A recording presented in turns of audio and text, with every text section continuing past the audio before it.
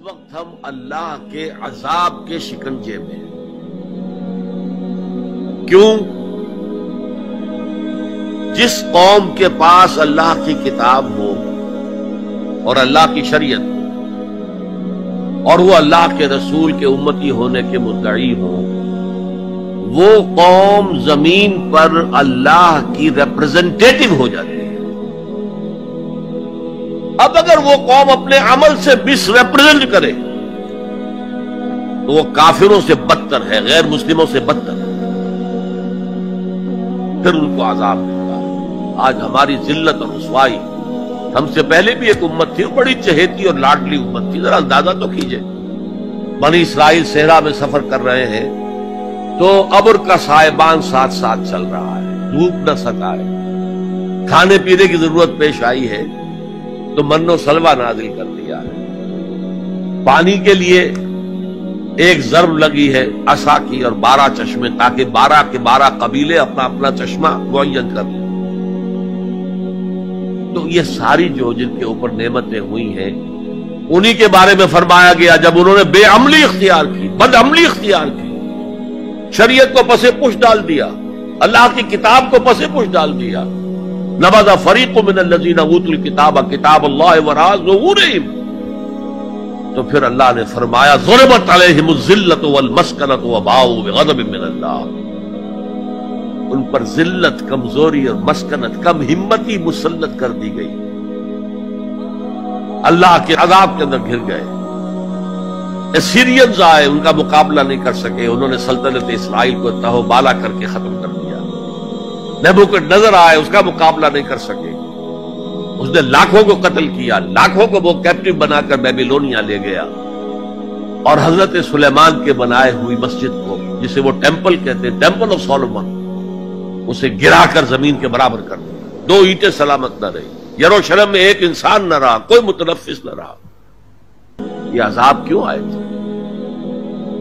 پھر ایک وقفہ آیا، اس لیے کہ پھر حضرت عزیر علیہ السلام کی دعوت سے لوگوں میں عمومی ایک توبہ کی تحریک برپا ہو گئی، لوٹو لوٹو اللہ کے دین کی طرف، لوٹو شریعت کی طرف، تو اللہ کی رحمت بھی پھر متوجہ ہو گئی، مکابی سلطنت قائم ہوئی،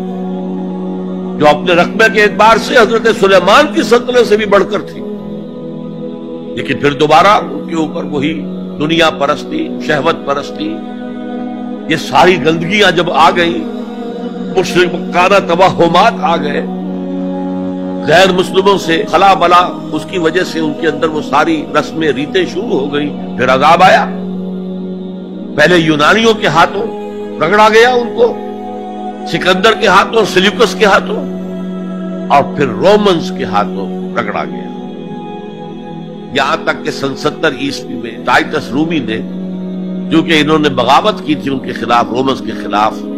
تو حملہ کر کے 1,33,000 یہودیوں کو ایک دن میں قتل کیا،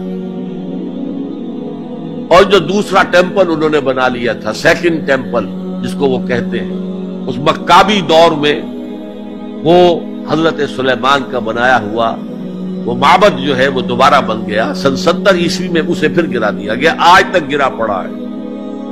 1934 برس سے ان کا خانہ کعبہ گرا ہوا ہے۔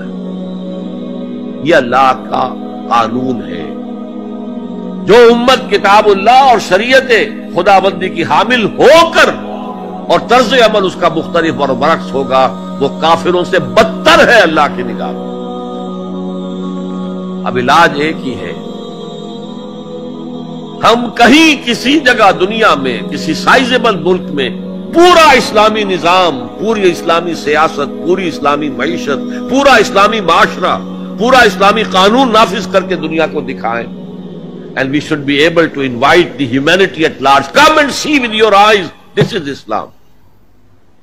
یہاں کی برکتیں دیکھو، یہاں ہر شخص کی بنیادی ضروریات ریاست کے ذمے ہے۔ یہ جو سوشل سیکیورٹی کا کام آج ہو رہا ہے، اسکینڈینیوین کنٹریز کے سوشل سیکیورٹی کا نظام جو ہے دنیا میں کہاں سمجھا جاتا ہے، ٹاپ پر ہے۔